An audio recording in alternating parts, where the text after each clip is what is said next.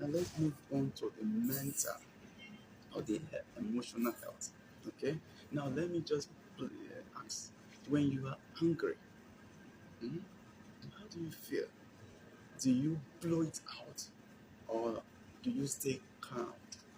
Okay. When you are pissed off, how do you react? Okay. When you are offended, how do you play back? Do you respond? Do you react? Do you do your own back? Do you forgive? Or do you hurt them back? Do you do eye for an eye, or all this kind of stuff? Do you show love? Now, when you're joyful or happy, do you do what you shouldn't do because you're happy, you're joyful, you're excited? Do you go? I mean, do what you're not supposed to because you're happy? Now, all of these things are all our emotions. Okay, so it comes in many forms. Now, emotional health has to do with you yourself. How do you handle yourself in all of these aspects? Okay, this will let you know that okay, emotional health, you are doing well, or you are not doing well enough. You need to also build and grow in it. Okay, so we see when we go out and somebody talk harsh on us, how we react.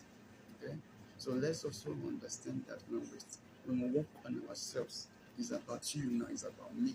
Okay, emotional health, mental health is about you. This one speaks of your self relation. I mean, you self care, not about selfishness now, but it's all about how you handle yourself. How, in the face of all of these things that want to shift your mental stability, so how do you maintain your calmness? How do you maintain your coolness? How do you maintain and hold yourself? Okay, so when we hear offenses will happen, offenses must happen, it will come, but then when it comes, how do you, okay, or when that big breakthrough comes, you know and how do you also hold yourselves, and don't overact, okay, you understand what I'm saying? So all of these things has to do with emotion.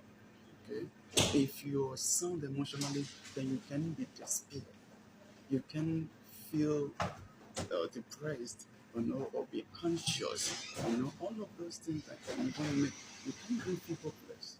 Okay, so today, because of time, let's leave it on these two. Next time we'll talk about physical health. We'll go on to talk about relational health, business, career, and ministry health. Then we'll talk about our financial health. So